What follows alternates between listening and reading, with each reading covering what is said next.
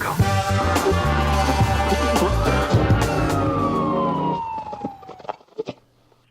All right. Welcome back, everyone, to the Streetlife show, episode 2 of 2025.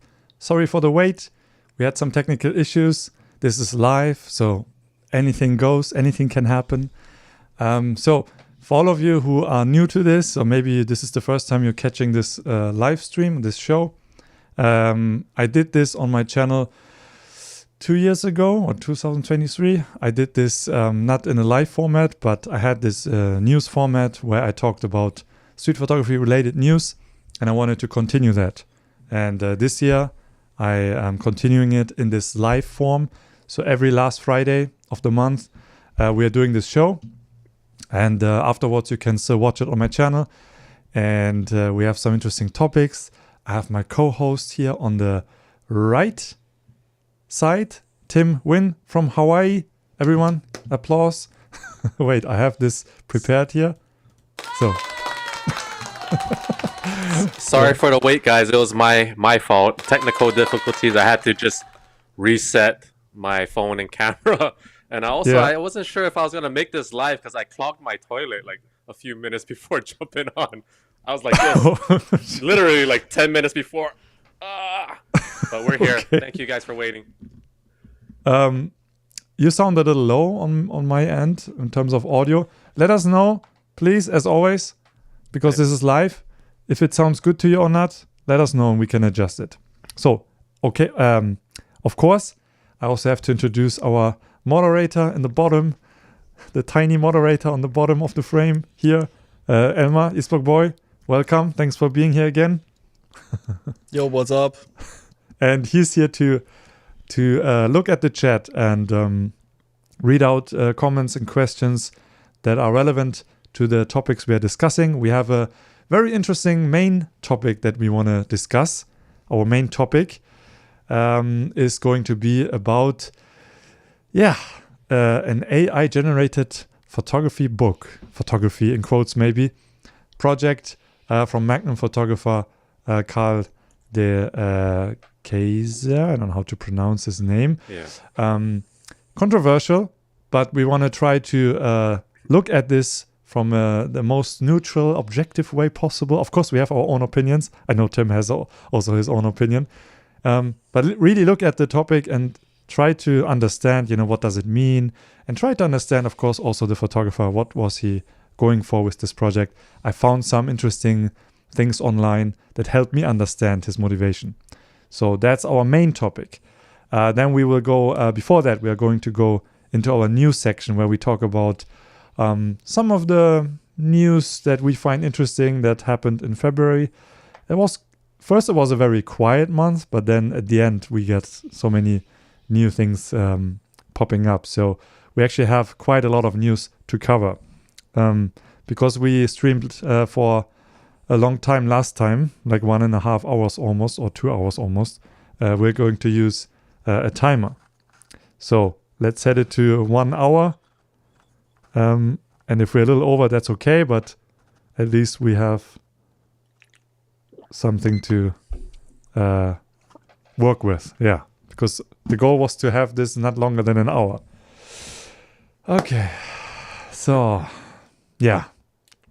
Should we go over to news, or do you want to say something, Tim? No, I mean, No. I've kind of had a slow month. I think when we were trying to put this show together, I was telling you, there's not much to talk about. But then Carl, the Keyzer, he resurfaced, right? He resurfaced with the whole AI photo book, and it was just perfect timing. Yes. Yeah, we will talk about it. But he deleted his post and then he came back, so that's why he's in the news this time. Okay. All right. Let's go over and cover some news.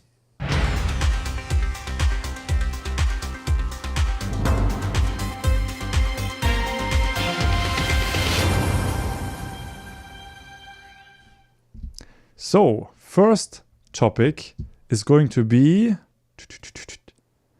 OM System brought out a new camera, the OM-3. We talked about this a last time already. Mm-hmm. We just heard about it, but it was released, I think, a week after our last show. And Tim has probably more to say about this camera because he is getting one, or he already put an order. I pulled the trigger. I mean, it just shipped. I think they just shipped it the other day, so I don't think a lot of retail customers have received it yet. So the next live, I'll be able to show her off. Okay. Yeah, they just shipped it on the 26th, at least in the US. But I'm excited to take her out on a walk, take her out on a date or two, because I haven't done any street photography in the month of February. It's been really slow and uninspiring. So once she lands on my lap, we are going to go out and have some fun. Okay. So I saw that you put out a video basically convincing yourself to get one right here. Should I buy the Olympus OM-3? What? Initially I thought the price was going to be around $1,500. That's what I was hoping for. And then once they came out and said it was $2,000, because I've been kind of out of the camera shopping, market. It took me aback that cameras nowadays, the standard price is $2,000. Yeah. So I was also very surprised. I sold my Ricoh, and I've been using my Sony A7S III, which I use to film my YouTube videos and video projects. And every time I take it out for street photography, it's just there's no connection between me and the Sony. So I've always loved Olympus. I've had the M1 Mark II and then the M5 Mark II. It's always been kind to me, so I figured I'd just roll the ball here. Worst case scenario, it's a tax write-off, and if I don't like it, I can always resell it. So yeah, it's a win-win either way. That's how I convince myself too. Tax write-off. It always works with my wife, it's for business, it's for my work. Yeah, exactly. Okay, to be honest, I watched the promotional videos OM System put out and some reviews, not many. Personally, I was, even from the beginning, I was not that interested. I was curious seeing what it will be in terms of, the specs, of course. The design was already, I think, leaked, so we saw that a little bit. It's cool. It looks more like a film camera than the ZF, I would say. The ZF is a more bigger camera, and it is not as slim and sleek as this one. But I know how well the Micro Four Thirds system works for street photography. I also love the 4:3 aspect ratio, which I sometimes miss because I was experimenting with Micro Four Thirds a little bit during the pandemic and really enjoyed it. So I can see how this is attractive to a lot of street shooters at least, and probably also beyond that. For you guys watching this show, we are not this is not a news format where you get all the facts and information. You have to go to other channels or do your own research because we just react. Someone has to fact check us. Yeah, we don't read out the specs. I think it has a 20 megapixel sensor. I don't know, but we want to react to the news, talk about our thoughts, and make it less, technical and stuff like that, because that stuff you can find on your own. But in the show notes, in the video description here, I have all the links to the tabs that I have open here. So if you want to check the pages in real time with us, you can also do that. So yeah, are you going to? Of course, you're going to do a video when you have yours. Probably, I'll do a video, but I got a lot of comments in regards to the EVF. Like, it's some negative comments about the EVF. I don't even know or really care about the EVF. Because especially for street photography, I don't know how important. To me, it's not so important, the EVF, but apparently a lot of people were griping about that. I saw the specs for the EVF and I thought, for 2000, I would probably have an issue with that because especially on a camera like this, I would like to use it more like a film camera, But curious to hear what you think when you have yours. Maybe it's super big, but Yeah. who knows?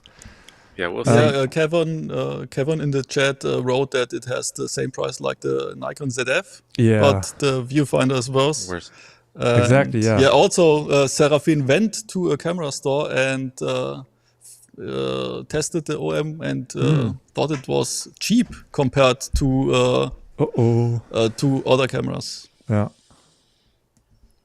Mm. Well, Well, how do you feel now, I Tim? already sent them my money, so Yeah.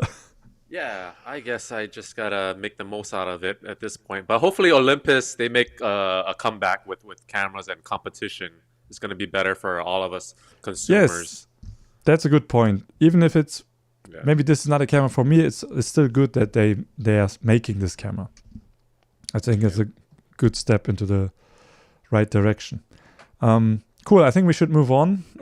Stay tuned for Tim's video then, and we will see if we see this camera on the street more often now. We have another camera that was announced. Interesting camera. I have my thoughts have changed from my first reaction to what I feel about it now.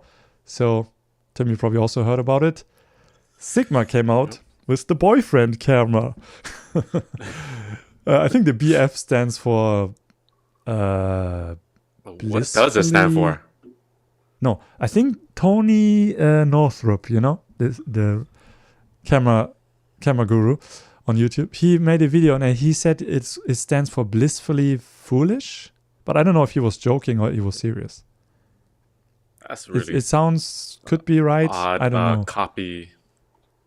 As you can Imagine see, being guys, in we that did our marketing research. department. And imagine being in that marketing meeting and be like, "Oh, we got to come up with 2 copy words for our cameras," and Yeah. it came down to those tongue twisters a little bit. Yeah, I mean they have the FP, which I think what was it? What was that? I did a video about it, so I should know.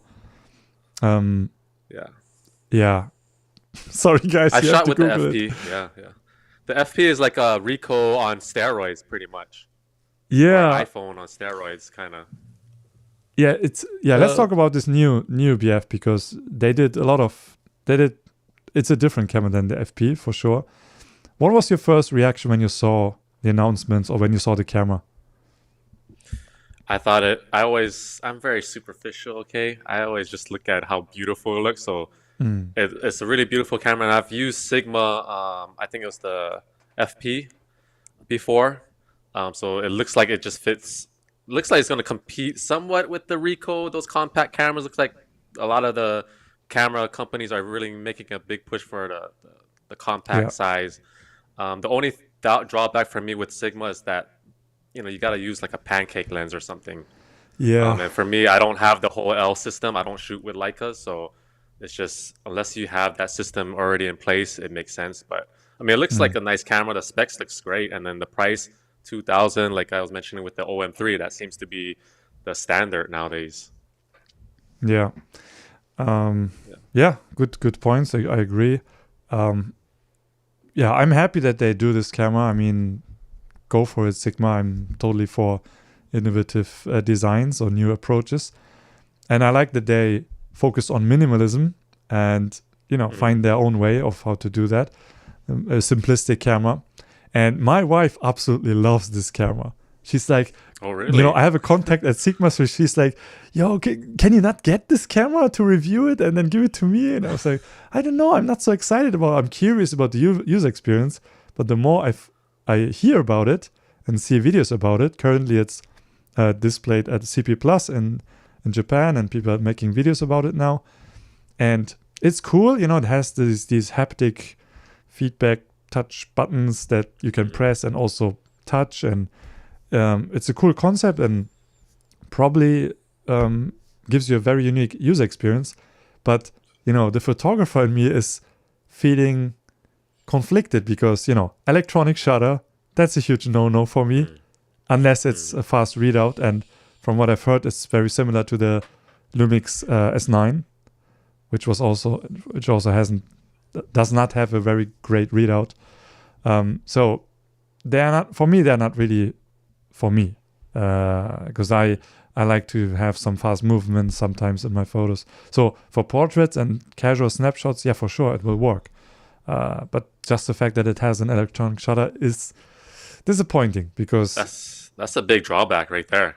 Yeah, but I guess makes it like the casual, unusable at least. Like the casual person or a person that's new to photography, they might not know what that means or what that does, so it will completely go over their heads, and they're just gonna look at the aesthetic of it because it's a nice camera. It looks like a Q.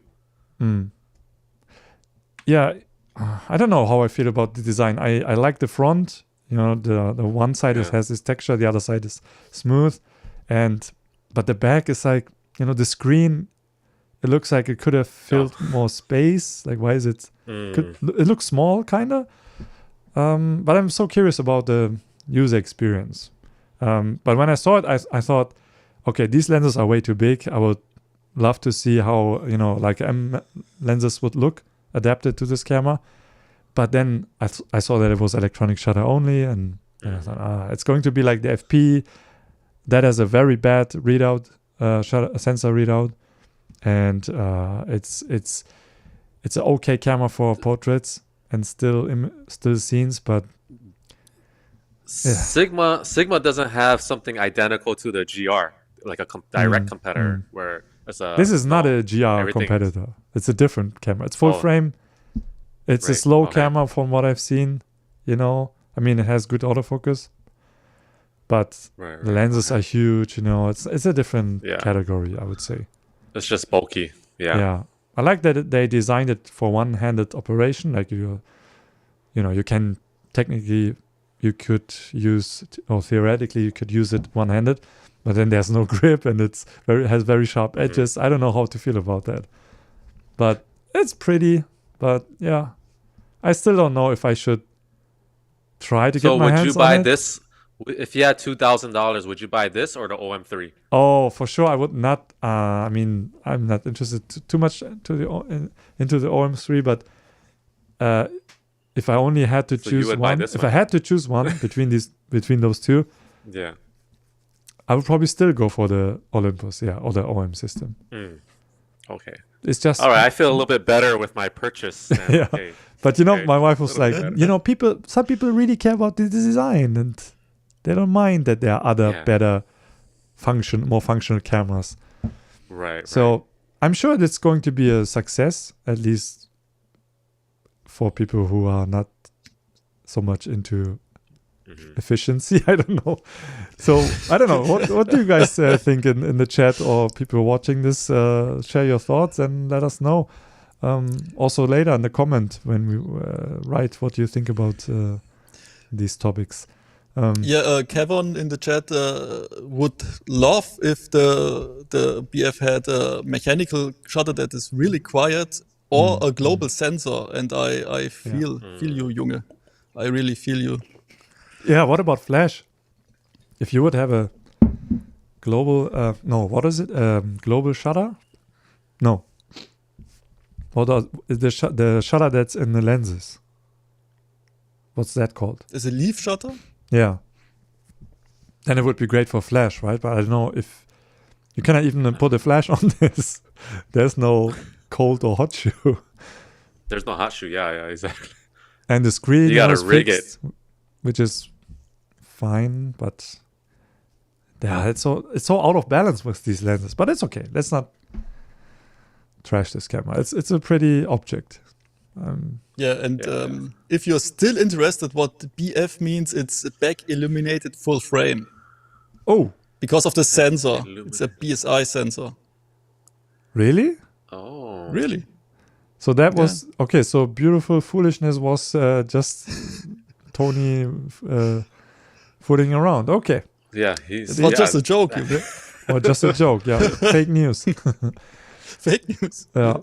Okay, good. Thanks for clarifying that. I just read the Zoran's comment. This is a toy for a collector.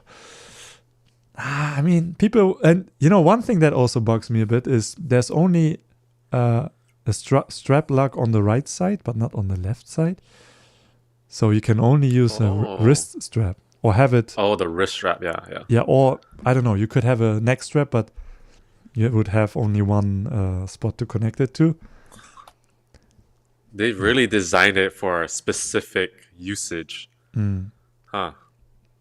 So yeah, I'm curious to see how people who will own this camera feel about it after using it for a while, because when you first have it in your hands, from the reaction I've seen, people seem to be excited about it, but maybe because it's a novelty thing, this is something new. Yeah.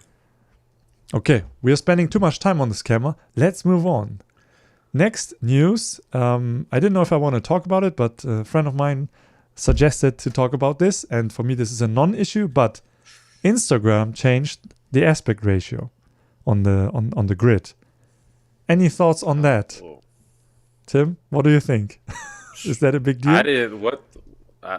That's news to me. They changed the it to now? this. I think it's 5:4. A more vertical orientation. Before that, it was square. Right.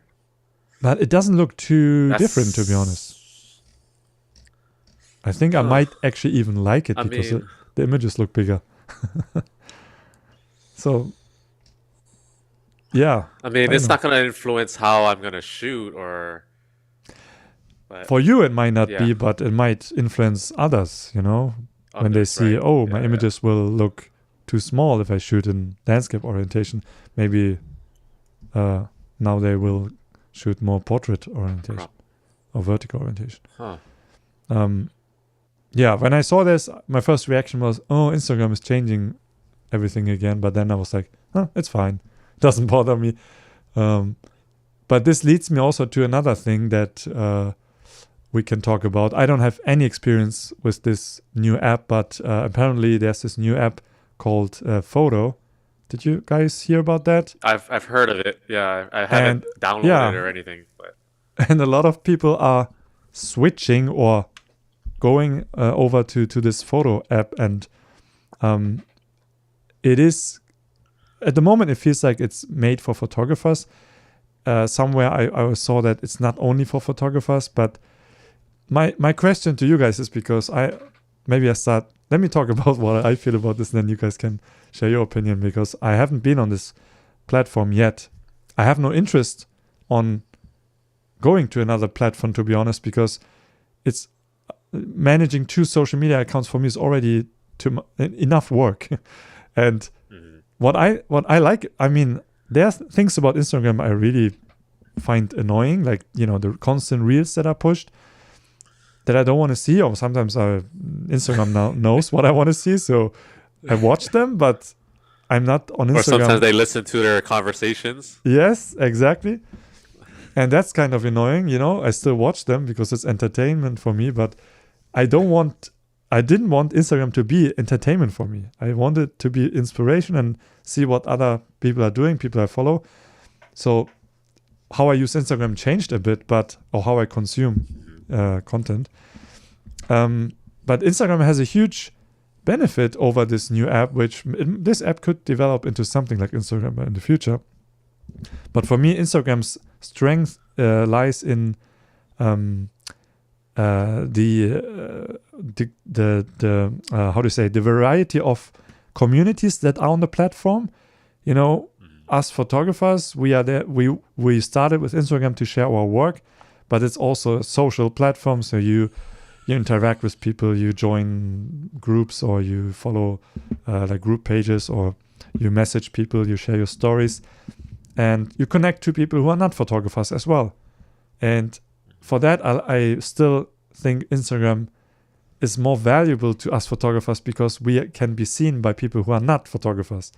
And on this Foto app, why would I want to be there when there are only photographers? I don't see what is so attractive about that, other than if you want to just share work with other photographers, get feedback, but then you get always feedback from other photographers, not from people who are in other industries, fields. And I like when people on the street ask me, show me your Instagram, or what's your Instagram? Then, they are coming from a whole different world, and then I follow them or check their Instagram out. And I think because of this reason, a new app will not take over Instagram. Maybe this app will run besides Instagram, but that's how I feel, at least. So Yeah, what the do you good thing guys with think? Instagram too is a lot of companies are on there too, right? So Yeah. if you're working in the video photo world, like it's just much easier for them to look you up or connect with you. And I mean, they're just a monster. They're part of Facebook, so they're not gonna go away, or whatever this photo app is doing successfully. Instagram is just gonna look at that and copy it. They're just Yeah. gonna mimic it. But I mean, I know for the longest time, a lot of photographers, specifically street photographers, were complaining how Instagram's changed, and that's just kind of the nature of it. Like they're gonna, and this app might do the same thing where they just gather the user base and then eventually expand out to reels or whatever. Yeah. Something more broad.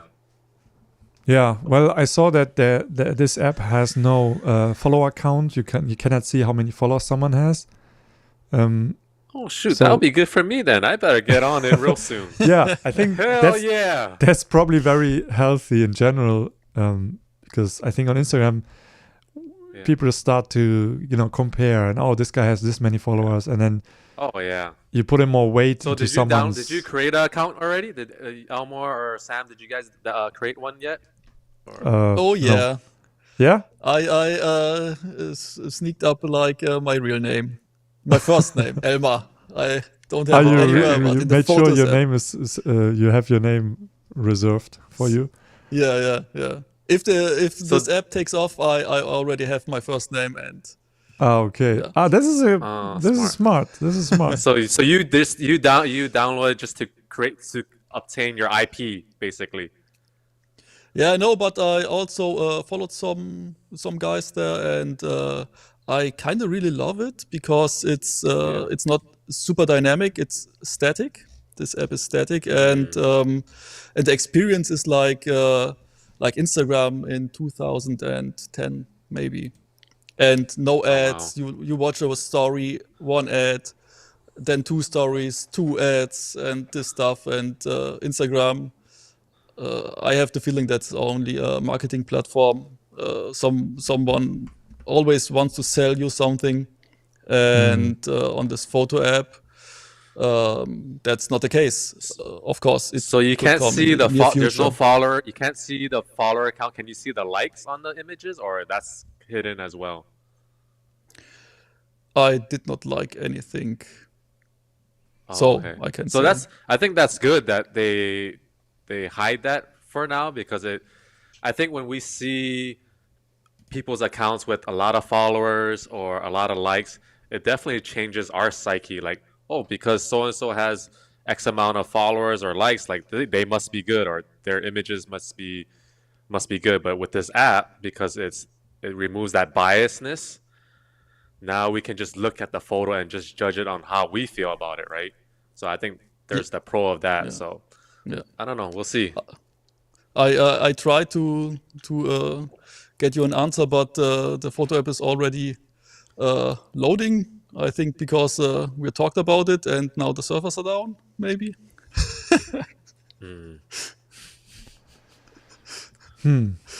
So That while you joke. guys were talking, I discovered that they're planning to roll out some features, some pro features, and you actually can sign up for a membership. I mean, your subscription, like 50 euros and 500 for life, whatever that means. Probably a Wow. life plan. So and yeah, then you they're also don't Yeah. see the likes. okay. They have a lot. They're planning a lot to do high risk cloud storage, print fulfillment. This is all stuff that photographers who want to make money want to have, right? Like a portfolio, maybe like something like Patreon, but within the app, a shop, Oh, scheduling that's the app, posts. Elmore. Yeah, That's all in the- this app. Oops. Oh, okay. So it kind of looks like Instagram, yeah. Yeah, but it might become more business focused. Yeah. But then you have only photographers on this app, and then you're trying to sell prints to other photographers. I mean, they might be the ones they might be the ones buying actually prints. I don't know. Yeah. I will see how it goes. Maybe I go and reserve my name there just to be smart like Elmer, and then see if this takes off or not. But even if this becomes more successful than Instagram, I don't even make a lot of. I don't even get a lot of out of my Instagram. I mean, of course, I use it to announce, this stream or share whatever I'm working on. But it's nice to have that. But I feel like on YouTube I can do the same, and I also love YouTube because I can reach everyone, not only photographers. So I don't know what I would do. You can only see, Michael in the comment section said, you only see comments, no follower numbers, no number of likes. Oh, okay. Yeah, likes are not really necessary. I would agree to get rid of likes. Doesn't really add anything, I think, to Instagram. So, yeah, I guess, guys, check it out and let us know next time. Maybe we do a follow-up, see how this develops. But we already are half an hour into this show, so let's move on because we have a juicy topic coming up. Okay, next one is a little bit of a promotion for my fellow German street photographers. I have a lot of friends in southwest Germany, in Cologne and Düsseldorf, and they are releasing a street photography book. It's a collective book consisting out of 40 photographers, and I want to talk a little bit about street photography in Germany while I play this crowdfunding trailer here, because I'm happy to promote whatever they do, because I actually really connect to the scene down there, because here in North Germany we also have an active street photography scene, but the photographers in Cologne and Düsseldorf,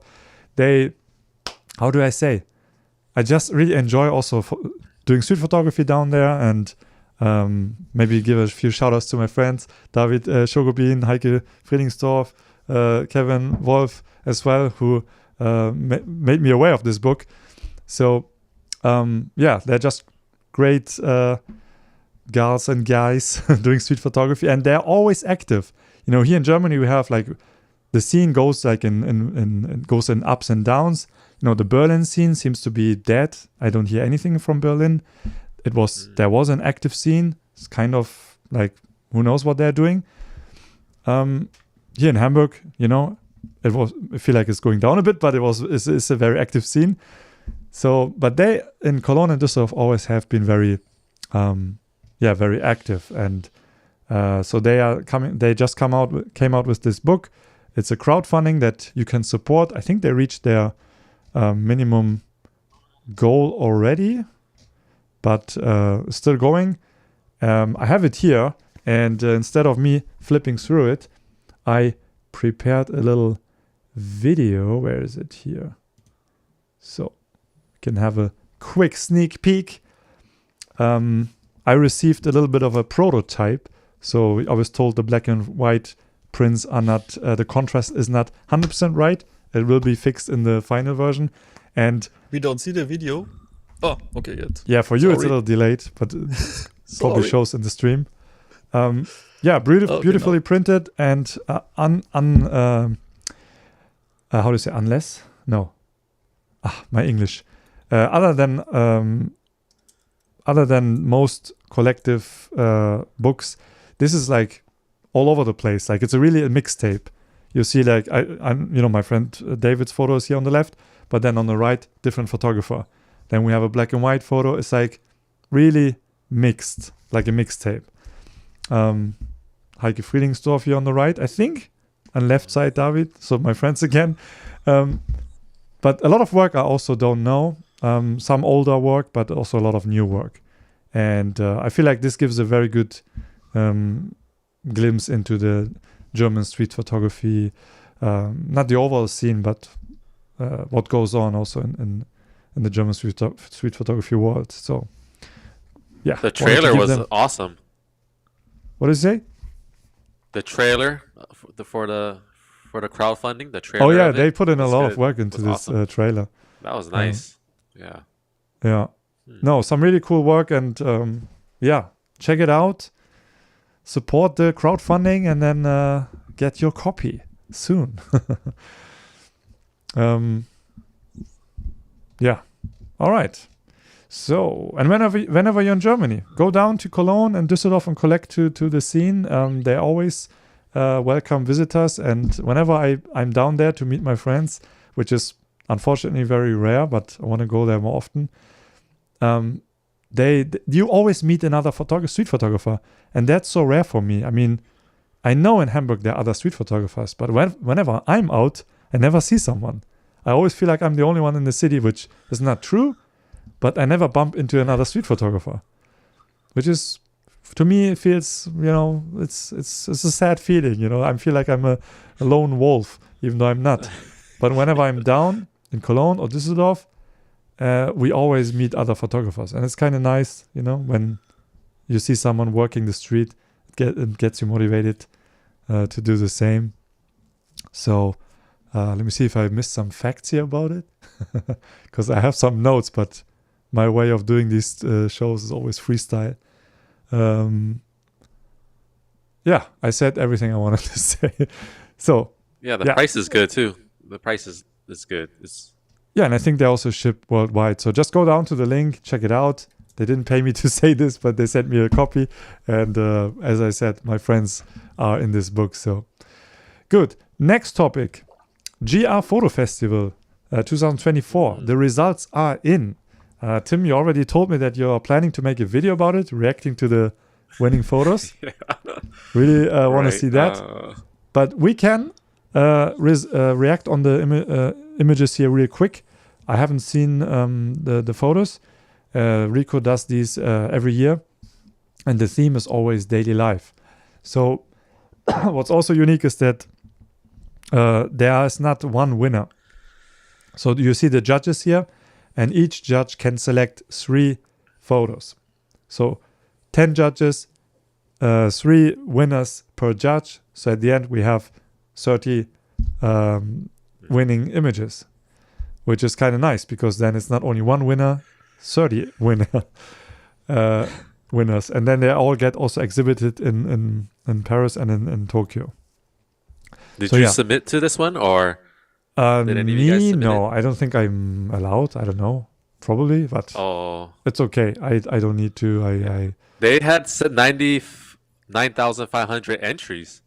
Oh yeah, that's a lot. When I judged the first one, and then we had 3,500, but this time, way more. Nuts. And what's cool is you can like 5. Yeah, that's also a lot. But also each judge is also writing a little bit of a comment here why they selected the photo. So that's already super interesting. If you don't care about the, if you didn't participate, you can at least learn something from the comments here. So I think that's a nice touch. Here my friend Danny from France, from Paris, won again with another crowd shot. I selected his photo as a winning photo when I was a judge, and I didn't know it was his photo. We were following each other, but I didn't know him personally yet. And it was also a crowd photo. So shout out to Danny, who is also in the chat. Have a look, read the comments, get inspired, and take part in the next one. Okay. So now let's go and talk about our main topic. We should have a music starting when we talk about the some next kind topic. of psychological thriller, tense music. Yeah. So we are going to talk about a new book project from Carl de Keyzer. He's a Belgian photographer, Magnum photographer, amazing photographer. I love his work. I'm a fan, and he's an amazing photojournalist, and he has a great body of work. So, he's not someone who is just dabbling into photography. So, the story is this. I think in January or maybe even end of last year, I don't quite remember when, he made some posts. It's like, you want to say something? You know? It was like it was like around November, December-ish. Yeah. And he made some posts about his new book project. It's called Putin's Dream. And he mentioned that the images are AI generated. So he was transparent about it. But people really didn't like that. And when I first saw that, I was also shocked. Like, what? Magnum photographer? AI generated images? Selling a photo book or a book? Like, this is blasphemy. I don't know. This is like this is not right. And I feel like currently, especially in the photography scene, AI has not a good reputation. So people are easy to hate on AI images. And, I am also not a fan of generated images. I, of course, prefer real photography. But I wanted to understand, okay, why is he doing this? Or what was the motivation behind it? And how did he even end up with these images? And is this overall a good thing for us or the community or the scene? Is this some self-fulfillment of what is this? And today I want to try to understand this and give you a broader overview so that you're not reacting only emotionally. So maybe also try to understand his side, because hey, who knows? Maybe he might watch this video later. Someone sends him this video maybe. And then his posts were deleted afterwards. I think he took them down because he got a lot of backlash. And, I saw the comments. A lot of people from the scene that I also know also were very diligent and, commenting under almost all of his posts, not saying any names, but, comments like, is this AI now? Hey, is this also AI? To be fair, he was never fooling us that the images were not AI. But yeah, it caused a little bit of a shitstorm. So then he took the posts down. But then this month in February, he posted about it again. You still cannot comment. He removed the comments. But his book seems to be out. And I have his website here where he sells the book for 55 euros. And there's also a little bit of a description which we could read. But the short story is he was about to go to Russia for a personal project, but he also even has booked his tickets. But because of COVID and travel restrictions and because of the invasion in Ukraine also started, it was not really possible for him to travel to Russia. So he had to put this project on hold. Instead of waiting for his next opportunity, he tried to experiment with AI or AI-generated imagery. And before I start reading here what you can already read, I found an interesting video where he actually also talks about it. We also have this video here from Tim, his reaction, which you can also watch if you want. And then I found this here. There's not much information online, but I found this video here. It's from a news channel. It's probably a Belgium news channel. I don't know how Belgium language sounds. And you can see him here also talk about it. There's also another photographer who shares her opinion about it. Maybe we can play a little bit here without the audio. And I recommend you guys to watch this because it helps you understand a little bit about what he was thinking. And you can also turn on auto captions in English. And so here, for example, he said it took him like 4 to 5 hours daily to generate these images. Up to 6 months he was doing this every day, generating images, going through supposedly 100,000 images. And he used a project of his from 1988, you see here, to train this AI engine or software. I don't know what he was using, probably Midjourney. Looks kind of like Midjourney looked at that time. But he was training AI to create images that look more and more like his work. We should probably also look at some of the images from the book. So, yeah, Tim, what do you think about, first of all, the idea behind it and maybe also the images itself? Here are the images. These are obviously not all of the images, but some of the images that he is showing. Well, my first reaction, I think it was like Saturday morning, Sunday morning. I log onto Instagram, and then it was the first thing I saw, and there was the picture of Putin. Yeah, this one, holding right? the sign on the bottom, right there, the bottom, and I was like, "Oh, this is a cool image. Like, what is this?" And then I started to read it, and immediately I go to because he doesn't say AI photography. He says like AI image. Digital imaging or something? Yeah, initially in the beginning he was not super I mean, it was not 100% obvious in the beginning.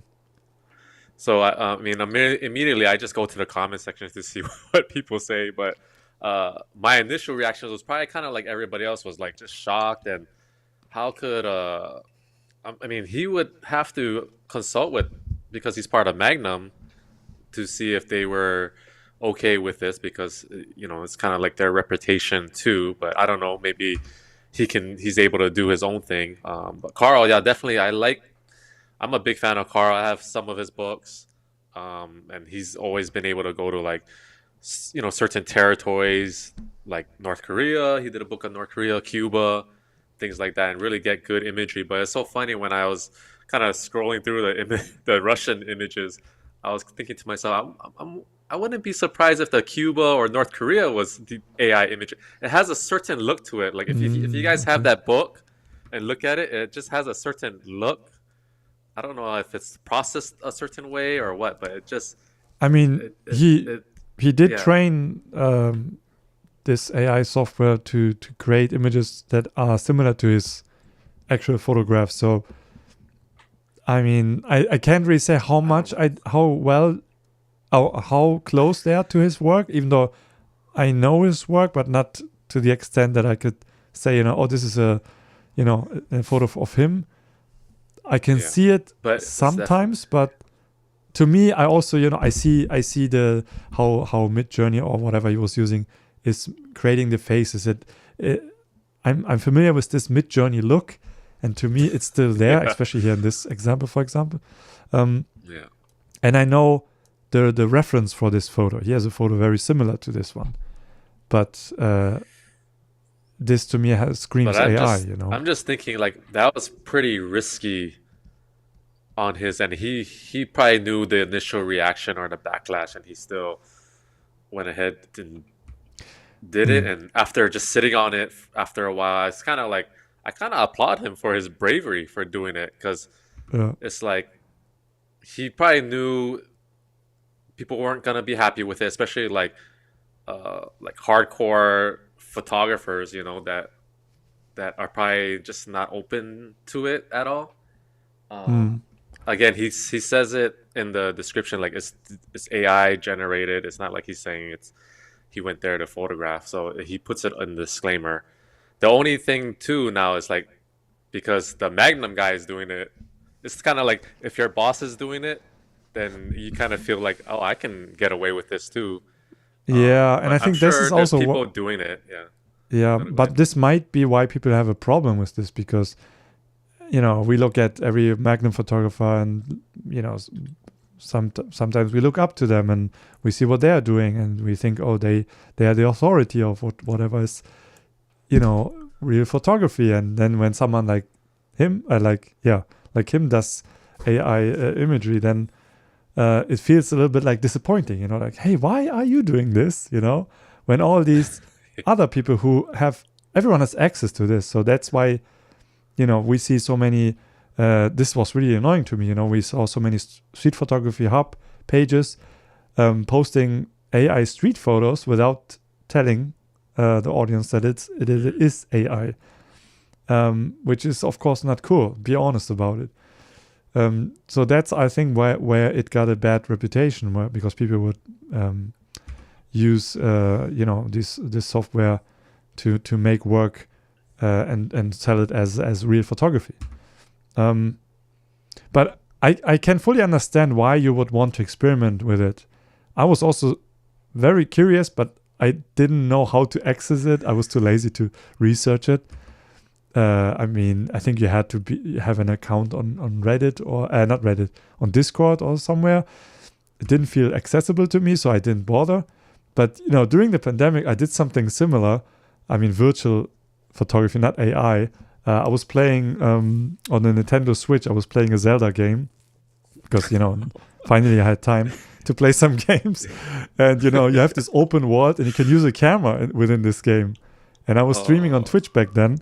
And I was doing, Emma must remember this, right? And I was taking photos, like I would do maybe street photos, but within the world of Zelda. And I would then go to Photoshop and turn these photos into black and white, process them like I would process them. And it was kind of fun, but, I would not make a book out of it. So at least I can understand the curiosity behind it. It's also, I think, I don't know, I didn't see this coming out from his own mouth, but I feel like this is also a way of him to start a discussion and set something in motion and see how people react to it, and this symbiosis between photographer and artificial intelligence. What can you create together? Like, of course, everyone can use Midjourney or any AI imagery software, but it's still like the way he puts his I don't know how he made, you put it's it like some, his imagination, right? Like it's his imagination. Really, what's going to differentiate us? Like if you use it it's versus still like I use his it, vision, maybe, and maybe he spent a lot of time for each photo. I think I can also resonate with one of the comments I saw here in the live chat, which is from Astron here. I find it highly questionable to generate this kind of fake content and sell it as a book with political meaning as well. He's known for his real photography work, and this completely destroys his reputation. I also have a little bit of an issue, using Putin and this image of Russia, because if you have been there and you came back and you make AI images out of your experience over there, then maybe you could say it's based on a real experience. But knowing that he was not what's crazy in Russia, though? Isn't this project sold out? Is it? Yeah, I think the last time I looked, it's sold out. I don't know how many was up for sale, but the fact that it's sold out really caught my eye, because it just shows that there are people, they like the imagery, or they're just a loyal fan of Carl, so they bought it. I believe it's sold out. Okay. Doesn't say it's sold out here, but maybe... What? Maybe on the main homepage. I swear I saw, when I was looking at it the other day. Somewhere I saw it, but it seems to be available. The other thing is like the other thing is like the F was it? €95. Yeah, it went up. From shipping from Belgium to Germany, it should not be this expensive.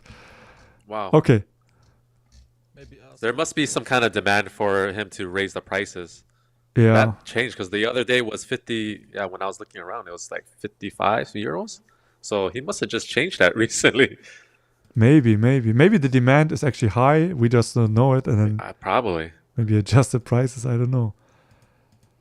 Yeah, in this video article here, he was also saying, of course, there has to be we have to make a distinction between, real photography and then generated images. And so he's not trying to sell this as photography.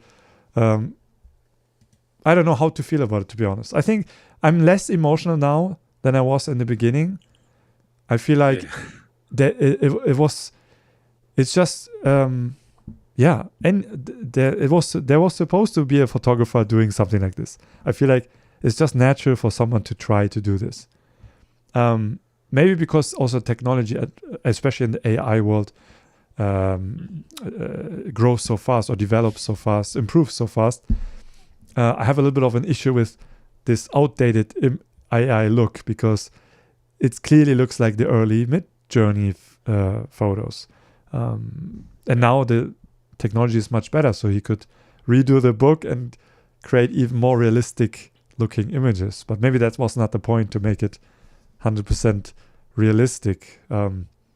What's also interesting to note is here that the president of Magnum is here quoted as saying that AI is killing photojournalism, which I'm sure he's also he must agree, and we should we should see it as what it is. It's an experiment of what can you do with AI when you train it with your own work. It's not, I have a little bit of an issue with making it political and choosing to show a country for what you think how it is, without being there. Right, because it's just, I don't know. Yeah, we don't fully know the process if he's typing it in. Yeah, call it Carl the Keyzer dream, not Putin's dream. Yeah. Maybe he dreams about Russia. Is he typing this in Mid-Journey, or is it just pulling off whatever, how AI pulls out whatever's on the internet and then composite these photos, which has a biased viewpoint on what each country is. So that's where for me, it's the red flag of how people perceive X, Y, and Z. But I don't. Yeah, that's a good point. I didn't even bring up. Yeah, I think that's also why people are upset, because AI obviously was trained, and our photos that we put online were probably part of that process. So photographers. But I applaud him for taking that risk, because if it was just like any other person doing this and they put it out, it's like it wouldn't make the noise, right? So it had to be like Carl, it had to be, or like Bruce Gilden or somebody of that magnitude to really. Imagine Bruce Gilden would do that. He could, with his style, like the faces. Yeah, he could. But he would have a field day. I think he would lose a lot of credibility in the street photography community, at least. Yeah. It's not. I don't know. AI is not really rock and roll. AI is like. It's not. But then that brings another point too. Like, for us, that we go out and shoot and capture candid, real moments, that makes our work more valuable as we kind of morph into this AI field. Yeah, that's the discussion that I think we should come out of it. There's more and more value in real photography the more fake or generated imagery we have circulating. But at the same time, who really cares at the end? Like, maybe someone sees this book and it's like, wow, this is the best book about Russia I ever saw in my life. Yeah. But there was a Sony competition maybe last year, Sony Awards. The winning image was AI. Yeah. And then that was also the photographer who submitted said in an interview that his goal was to show fool people and start a discussion. Yeah. Okay, so guys, if you have thoughts about this topic, let us know. Write comments down below, and who knows, maybe he might read it, he might not.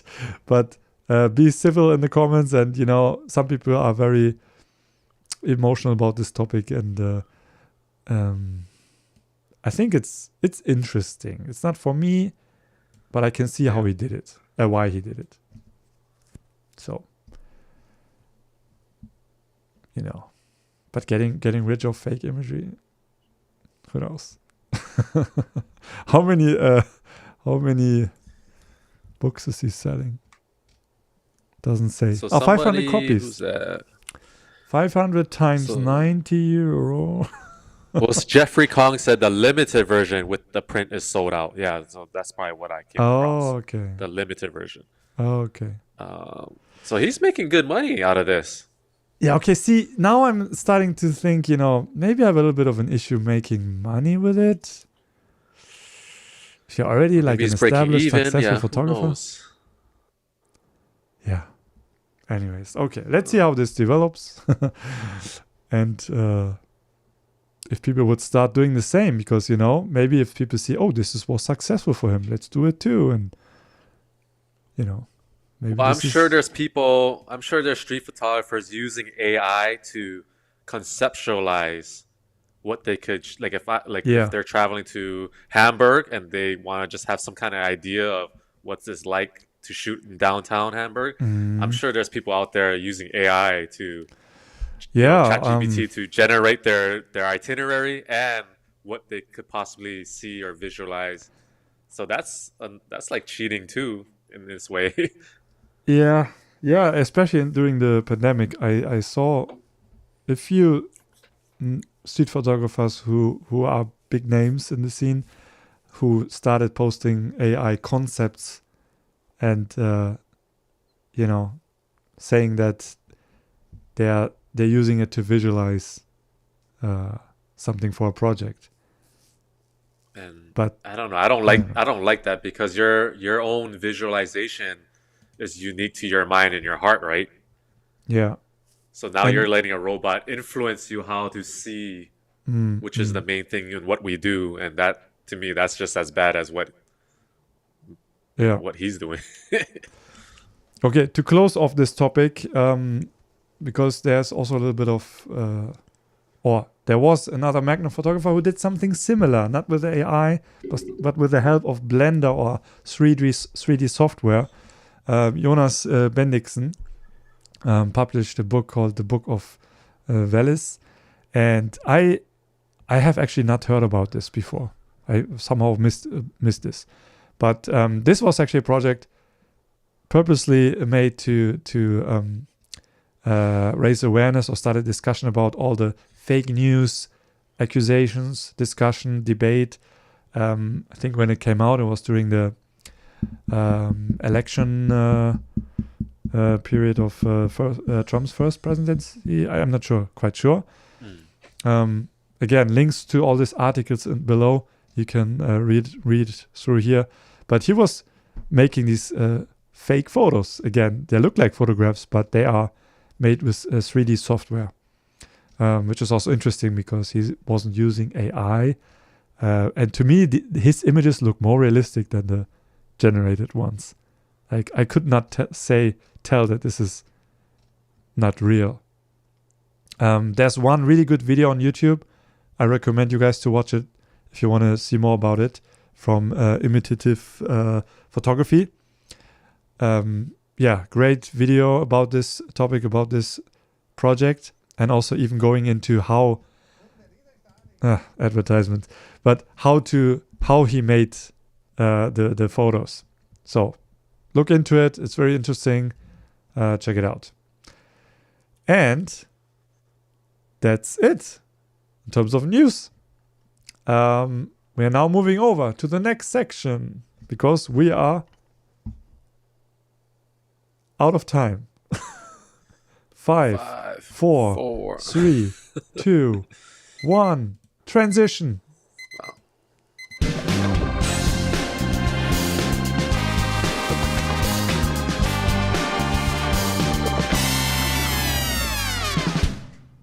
Inspiration of the month. Are we inspired in this month, Tim? Are we inspired by something? Oh man, this month was I don't know what's wrong with February. It's a weird month. I think it's just the less days of the month or something, but I think I didn't do much street photography this month because I'm just waiting for that when I get my new camera. But I guess this inspiration would be shoot. It was so hard for me as well. I was thinking like there's nothing. Not really. It doesn't need to be something life changing, it can be. I mean, I guess I have something to look forward to with the GR Photo Festival, doing the video for that. Oh, okay. It's been a while since I've did a reaction type of video. I've seen some of the photos, so I'm So kind of your own idea inspired you. Yeah, basically. Okay. Okay. Yeah. I don't know. I think my inspiration this month was just being out photographing, and actually a little bit of new gear that I tried. Especially one lens. I actually have it here. Not to be too much about gear today, but last year I randomly bought a wide-angle zoom for Nikon DSLRs. It's this 18-35, which was like dirt cheap, like 180 euro, in a very good condition. And I was like, okay, it's a 3.5 to 4.5, varial aperture zoom. You basically robbed the person. Wow. Huh? You basically robbed the person, huh? Yeah, Damn, I know. It's like nothing, and it's one of those golden lenses. It's weather sealed, and because I wanted to have a wide angle zoom for certain projects, and then I got the chance to finally use it, and it was just amazing. Like I couldn't believe how good the quality was. So I was inspired how good these old lenses still perform, even on my mirrorless. My Z7. It actually is, if you're curious about this lens, if anyone here is shooting with Nikon mirrorless cameras, if you have the 24-70 f4 zoom lens, that's like very sharp. This is on the same level, even though it's like an old DSLR lens. And I actually really like the wide angle look. Getting close to people, especially in a more of a documentary environment, not for street, but if you have groups around you, people around you, it's a very fun focal length, 18-21. I kind of like the 20-21 millimeter focal length. So that was a little bit inspiring to me to shoot more wide angle maybe. So let's move on to the next section.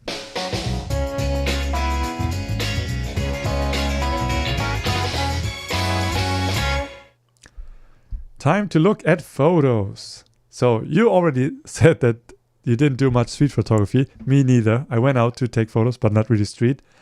But do you have a photo to share? I know you do, but I already seen it. Should we start with you? Yeah, let's start with me. Okay. So in this section, we want to show a photo that we like, or a photo we want to show. It doesn't need to be a great photo, but something we photographed. I just want to talk about it. So we start with Tim's photo. Tim's photo is here. First question, why do you shoot in 16:9 or this weird aspect ratio? Or was that intentional? So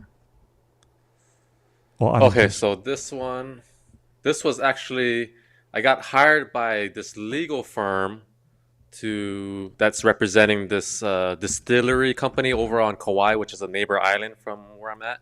Okay. And they wanted me to shoot it. I don't know if you've done this kind of gig before where they want you to shoot it street style. So you kind of you're trying to capture things candid, but you also kind of got to direct the subject. It's kind of a weird. I don't know if you've done some stuff I have like never that, done that, but I got some requests like that, but it never really. I get these weird requests, which I actually enjoy doing it, but I get them maybe like a couple times a year. So this was one of them, and I'm following the CEO maybe like a few hours that day, and I'm going through. I just kind of go through my motions. Like I get like the portrait shot, the standard shots of him in front of the distillery, and then this just so happens like he got a phone call. So I thought, maybe I'll just get something. I'll just get a shot of this, and this one I feel like it's a lot better than getting the standard shot of him standing there stoic, because it looks like he's like trapped on the island, and the distillery is shut down. So he looks like he's on the phone. He needs help. I see. Okay. Yeah. Yeah. This is interesting because it looks candid. Like now we know that it was an assignment. You were there to shoot photos of him, but the moment is actually candid because he was on the phone and was not part of the shoot, right? It just happened, and so it's still a candid moment. So I guess when you have these assignments, you could still get some real candid moments that look natural. Yeah, I didn't think this was like a shoot. I didn't know about this distillery in the background. I noticed there's like something going on in the background, but now that I know, I can see how this might work well for him. Mm-hmm. But these assignments, they sound fun. Like I would love to try that out, but it's usually when I got one request, I was very sad that I couldn't do it. I almost did it. Someone reached out to me and he asked me if I would be interested to photograph like a festival about a city that wants to be a new cultural hub in Germany, and they wanted me to document the city how I see it in the best light, but in my street photography style. So just basically a weekend in the city, taking photos of everything that's going on in the city, not even particular to this festival. So that sounded like a really fun assignment, but fortunately I couldn't do it. But usually it's like, we have this event, this company event. Can you come here and take some street style photos? But, it's a lot of pressure if they see your street photography work and expect similar results at a, 2-3 hour company event.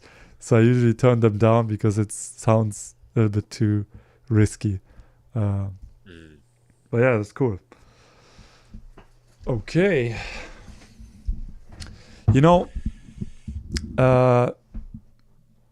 Maybe in the future we should also.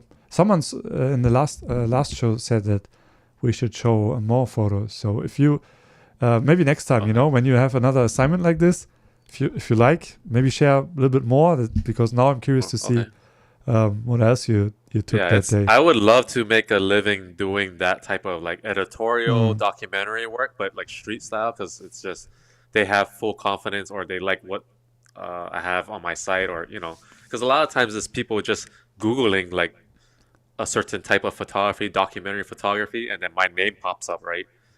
And then they're going through my work. And interesting. Yeah, even if it's like a wedding, like if I could shoot a wedding street style, I've done a couple like for friends, but if I could do that and get paid for it, I'd be the happiest man alive.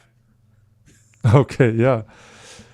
I just realized that we have Elmer's camera here in the background in full screen. I don't know why, but it's okay.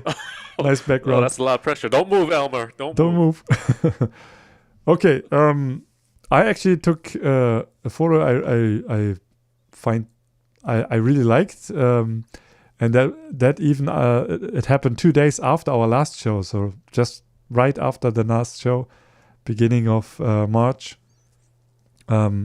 No, not March. What I'm talking about, February. I'm photographing this carnival-like tradition here in North Germany. It's called Fastlam. I talked about it a few times on Patreon. It's a personal project. People here dress up. They celebrate. It's kind of like carnival, but not really. It's different. It has other traditions around it. But I kind of stumbled into it, and I'm following this one club, and I also take photos of them preparing for it and stuff like that. But I went to the main parade, and it's next to the river, Elbe River, which goes also through Hamburg. And I was I was actually doing a little how do you say? I had to pee, and people pee in the river. It's just like everyone does it. And I was like, okay, let's do it. There's no toilet around. I had 2 of my cameras around me, like the ZF and the Z7. I was in full documentary mode. And then I went back up. And then there were two girls screaming at me. Or one of them was saying, like, hey, come here, take a photo. And I couldn't even see, like, what are they doing? Like, my eyesight is not as good. But I went closer and I was like, what? Photo of you? You want a photo? And then the closer I got, the more I saw what's happening. And So there was this one girl holding up the hair of her friend who was vomiting, you know. So they were probably drinking a lot. I think I showed you the photo already. Yeah. And maybe I showed it now. So that was the moment. And so I was like, the first thing I asked them was like, is your friend like okay with this? And she was like, still, you know, emptying herself. And she said, yeah, it's fine. But I said, but is your friend okay with this? Because I wouldn't want to take a photo of someone if this person really doesn't want that, right? But her friend, I had to laugh out so loud because her friend was like, while she was, you know, doing vomiting, she raised her thumbs up and just said like, it's okay, like good. And I was like, okay, I guess then I take the photo. And first when I took the photo, like she was like nothing would come out of her, right? And I was like a little bit shocked about this moment that I was allowed to do this. And, you know, I was like, okay, I take a few photos. And then I thought, okay, I'm done. But then I said, wait, no, I got it. Of course, I got to get the moment. So I said, wait, I have to wait for something. And then when her friend was like doing it, I got this moment. And then I was like, okay, I got it. It looks like coffee she's vomiting. Is that coffee? And it looks like coffee, I know. And, you know, I don't know how old they are. Hopefully they are not underage. But, you know, at least they gave me permission. They actually almost forced me to take the photo. And after I took the photo, she said, she just has to get to reset, you know, so we can continue. And I was like, oh, yeah, okay, I get that. And then I just said bye, walked away. And I looked at the photo on the camera, and I had to laugh so much because it was just a weird moment. I never expected to take a photo down here. But this was perfect because the parade I photographed a bunch of times, and the parade is just a parade. But what's happening around is more interesting often. Right. And I have this project in mind that I want to do someday, which is doing a trip down the river, the Elbe River here, and take photos on one side and travel back on the other side. Maybe do a project around the river. So this is perfect for that, you know. Now I already have one photo for this project. I like how the beer bottle, I think that's what it is still there. Like they're ready to go to round 2, you know. Yeah, exactly. Yeah. And it's broad daylight. It looks like it's 7 a.m. or something. Yeah, and I showed it to people, and they were saying, this is like typical countryside youth. You know, you go and drink, and there's nothing else to do.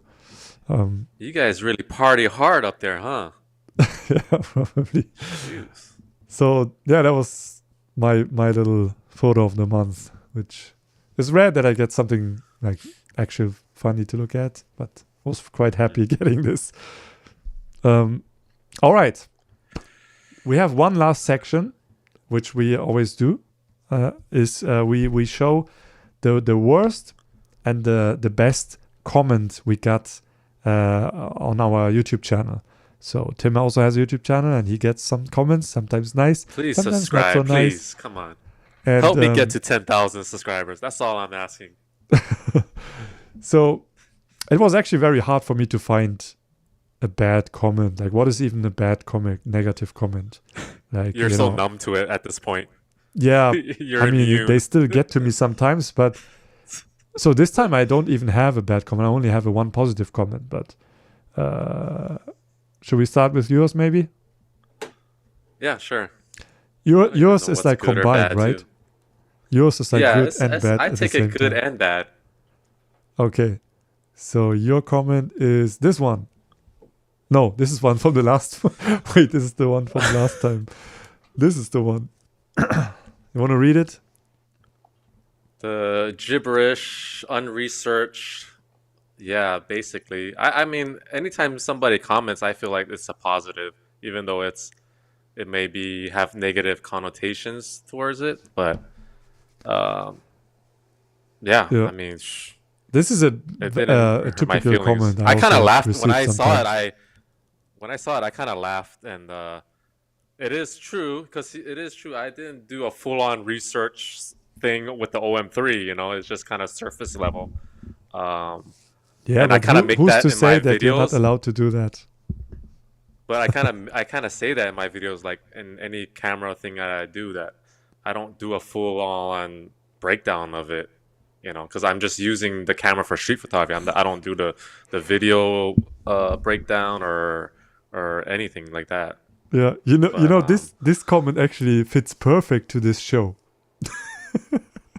exactly, yeah. I researched. I did I did most of the research like 30 minutes before the stream, because Yeah. I had a very busy month, or this week in particular, very busy.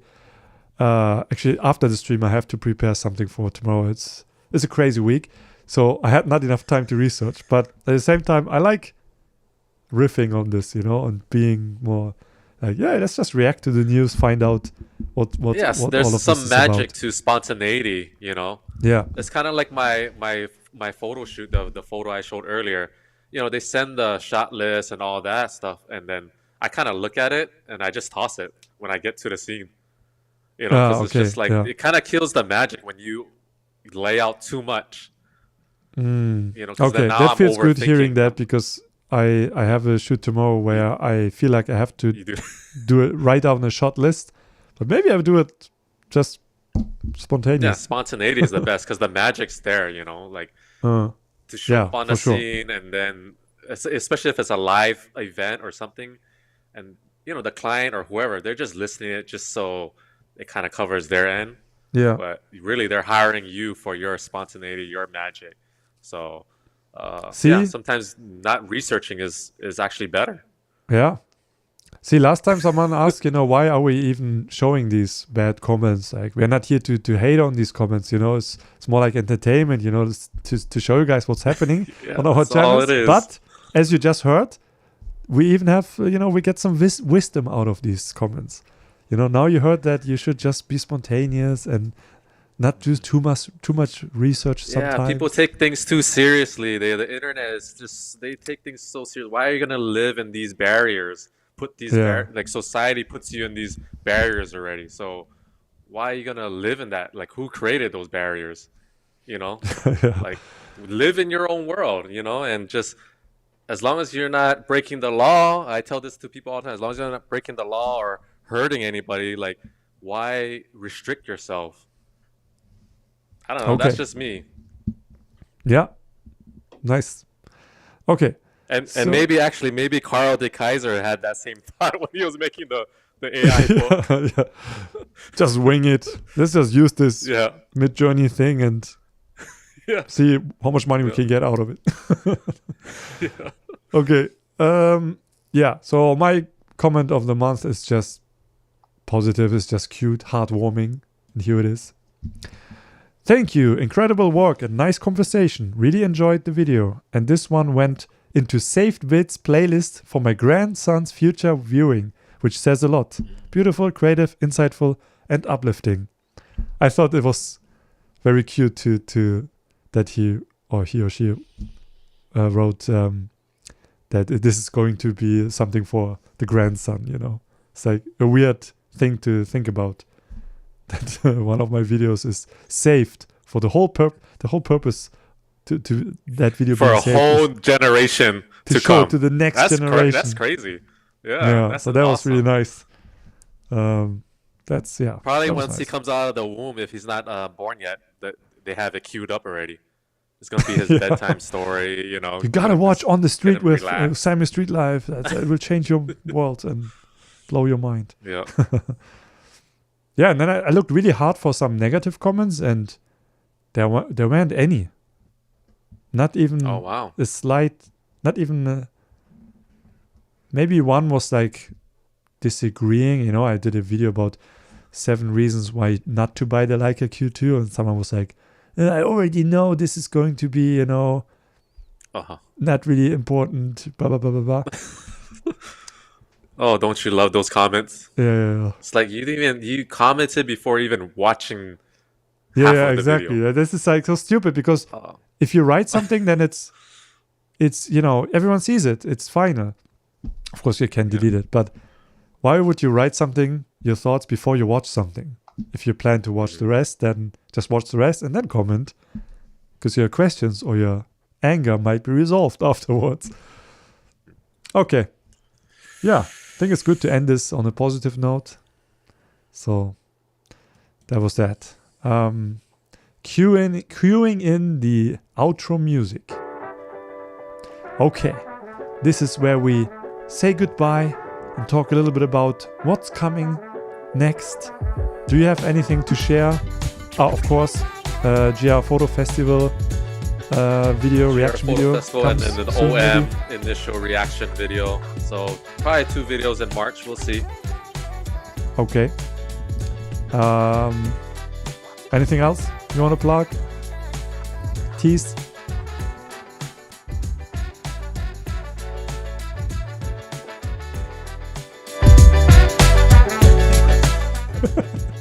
No, okay. You don't have to. Emma, what about you? I mean, you're not really a big social media guy, but anything you are selling in March? No. Does my mic Courses? even work? Does my mic even Yeah, it work? works. I hear you. Oh, okay. Nice. Yeah, maybe the music is too loud. Sorry, I don't know. Maybe the music is too loud. No, I'm not selling anything. Sorry. Yeah, your mic is too low. But it's okay. You don't need to say anything. It's just if you want to. Yeah. So I actually have something to share. Oh, let me bring this up real quick. This is important. Shit, I need to be logged in. Yeah, stay tuned. Wait. Or maybe I can talk about it. Next weekend, I'm going to be in London at the photography show, it's called, in London. Apparently it's a big photo fair I've never heard about, but many of the popular faces from the photo communities are going to be there, and I will be there to give 2 talks on Saturday and Sunday, 2 talks each. In the morning, 11 a.m. I have a talk, and 4 p.m. in the afternoon. Trying to find the official post because Rico just posted my times. Let me save this photo real quick so I can show it here. There it is. Is it this one? Sorry. Yeah. So here it is. Okay. Yeah. Event schedule. Yeah. March 8, 11 a.m. and 4 p.m. And the next day, Sunday, also 11 a.m., 4 p.m. So if you're in London, if you're at the photography show, I'm at the I'm at the Rico booth probably the whole time, all day. Of course, I'm going to walk around a little bit. Shout out to homie Josh Edgoose from Frame Lines. He's also going to give a presentation at the Fuji film booth. I think 3 p.m., so 1 hour before mine. So I can actually go and watch his. So if you don't see me, I might be watching his presentation. And I've never met him in person. We are so excited to meet each other finally, because it never worked out when I was in London. So looking forward to that. And who knows who's going to be there. I will see. And I'm not sure if I should make a video of this experience, because it's always super stressful at these fairs. And this one, I was told, is like super crowded, super huge. And I'm already getting exhausted just thinking about it. But I will for sure make a little vlog around this venue for my patrons and members. But I might also do one for public. I don't know if that's interesting. So yeah. Be spontaneous. Remember that. Yeah, exactly. Be spontaneous. No planning. No planning. Just do it. No, I don't want to do something and later realize that, this is too much work for not so much entertainment. Why should I make a video running around? But this might be fun, and I might meet people you guys know, and But I don't want to be the vlogger guy, you know, and I finally meet someone in person I wanted to meet, and then be like, wait, look at the camera. Hey, I'm here with Josh Edgus from Framelines. Oh, say hi. You know, it kind of destroys the vibes. I mean, the genuineness. Yeah, I know what you mean. Yeah. It's like, hey, nice to meet you. Yeah. Now become my content. Yeah. Dance for me, monkey. Dance. Other than that, what else can I say? I have some things coming up, but not on my channel, on Rico's channel. Some content, and also no, I can't say that. I have a really cool project collaboration planned with a brand that you might be fed up with already, but I'm still going to do it, and that's all I'm going to say. Okay, that's it. Oh, the music stopped. So, thank you all for joining us. This was fun, but again, 1.5 hours. Next time, let's be shorter and fail again. So, yeah, leave us a comment what you liked about it. Any topic you want to talk in detail, share your thoughts, share suggestions for the next episode. This might be a good idea. If you want us to talk about some specific news or give us suggestions, maybe write it down as a comment under this video later when the live stream is over, so that we can go back and see, you know, what we have missed maybe. So maybe that's a good idea. Okay. I don't see the chat, but I'm sure you're still watching. Okay. Good night, good morning, and see you next time. Ciao. All right. Bye. Ciao, ciao. Bye, bye, bye, bye.